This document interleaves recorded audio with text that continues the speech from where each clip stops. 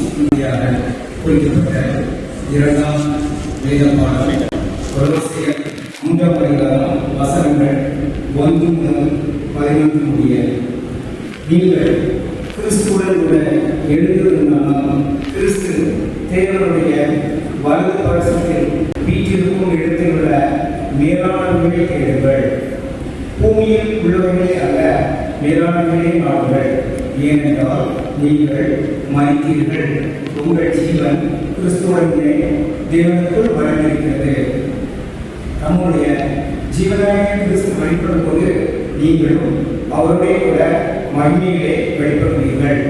ஆகையால் உபச்சாரம், அசுத்தம், மோகம், துர்இச்சை, விக்கிரகாராதனை என பொருளாசை ஆகிய நிலைகளை பூமியில் உண்டு கொள்கிற உங்கள் அவயங்களை அழித்து போடுங்கள்.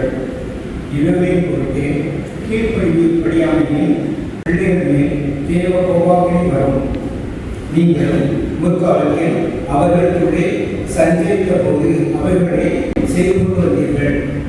இப்பொழுது கோபமும் மூர்க்கமும் பொறாமையும் உங்கள் வாயில் பிறக்கலாகாத தூஷணமும் வம்பு வார்த்தைகளுமாகிய இவைகளையெல்லாம் விட்டுவிடுங்கள்.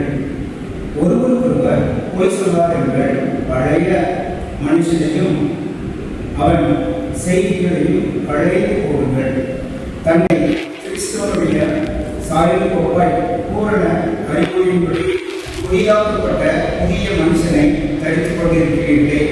அதிலே கிடைக்கிறதும் ஈதலும் இல்லை, விருத்த சேதனம் உள்ளது என்றும் விருத்த சேதனம் இல்லாத என்றும் இல்லை, புறஜாதியன் என்றும் புறதேசம் என்றும் இல்லை, அடிமை என்றும் சுயதேரன் என்றும் இல்லை.